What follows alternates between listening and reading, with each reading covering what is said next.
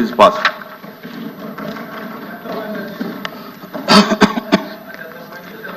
I request the Minister for Human Resources on behalf of the Chief Minister to move the motion for taking into consideration of the Andhra Pradesh Lokayukta Amendment Bill 2024. Honorable Chairman, sir, on behalf of the Chief Minister, I beg to move that the Andhra Pradesh Lokayukta Amendment Bill 2024 be taken into consideration. Motion moved.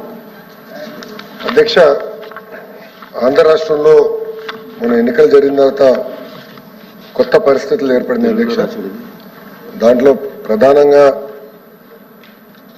Leader of opposition అసెంబ్లీలో లేని పక్షంలో Lok Ayukta members ఎట్లయితే selection committee ఉందో దాని compensation గురించి అధ్యక్ష ఈ bill గతంలో ఏంటంటే 5 సభ్యులు అంటే గౌరవ ముఖ్యమంత్రి వర్యులు చైర్పర్సన్గా, స్పీకర్ ఆఫ్ లెజిస్లేటివ్ అసెంబ్లీ మెంబర్గా, minister of home affairs or any other minister nominated by chief minister మెంబర్గా, leader of opposition in legislative assembly మెంబర్గా, చైర్మన్ ఆఫ్ లెజిస్లేటివ్ కౌన్సిల్ మెంబర్గా ఉండేది అధ్యక్ష.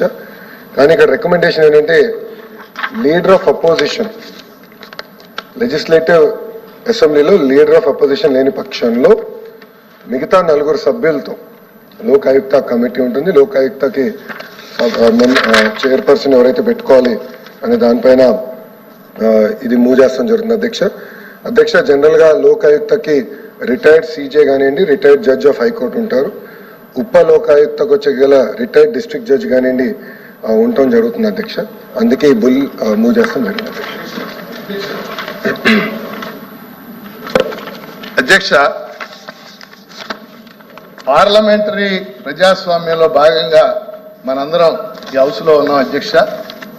నేను నమ్మేది ఒక రాజనీతి శాస్త్ర అధ్యాపకుడిగా ప్రజాస్వామ్యంలో అధికార పక్షం ప్రతిపక్షం రెండు జోడు గుర్రాలాగా వెళ్ళాలని నేను నమ్మే సిద్ధాంతం. ఈరోజు ఈ బిల్లు లోకాయుక్త నియామకానికి సంబంధించిన బిల్లు అధ్యక్ష. ఈ నియామక కమిటీలో ఇప్పటిదాకా 5 ఉన్నారు అధ్యక్ష. సార్ మంత్రి గారు చెప్పారు, ముఖ్యమంత్రి గారు చైర్మన్, శాసనసభ స్పీకర్ గారు ఉంటారు, శాసన మండలి చైర్మన్ గారు ఉంటారు, హోంమంత్రి గారు ఉంటారు, ప్రతిపక్ష నాయకులు ఉంటారు. ఈ 5గురితో జరగాలి. ఇప్పుడు ఈ బిల్లు సారాంశం నాకు అర్థమైంది అధ్యక్ష.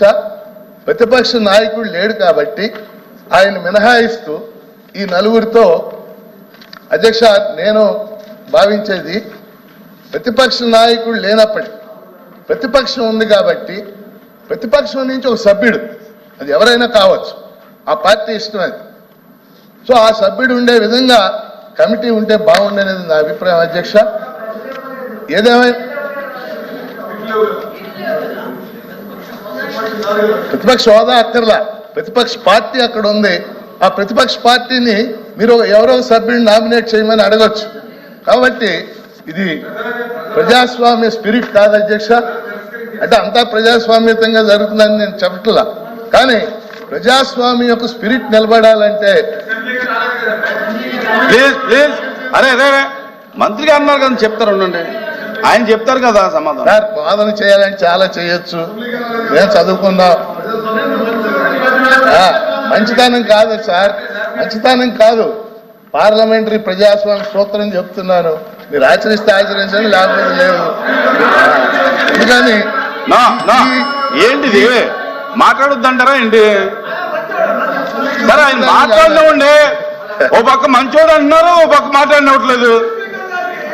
అరే ఓ పక్క మంచోడు అని చెబుతున్నారు సార్.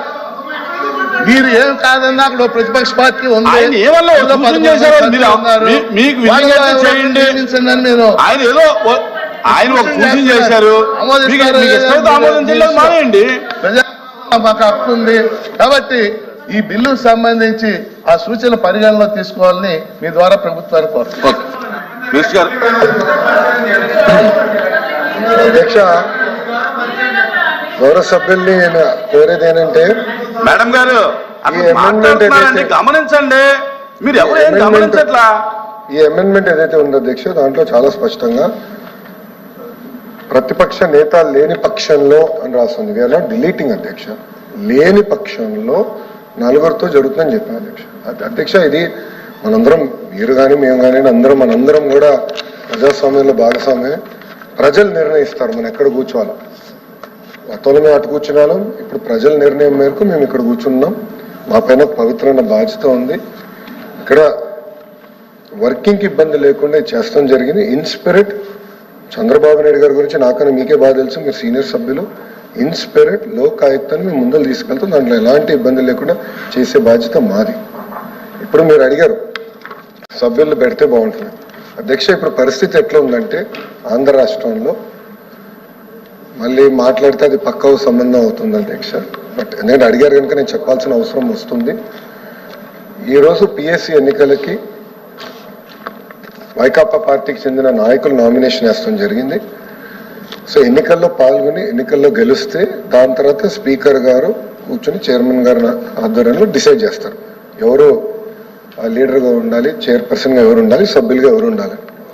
ఈరోజు నిన్న నామినేషన్ వేశారు, ఈరోజు ఓటింగ్ కూడా గైర్ హాజరయ్యారు.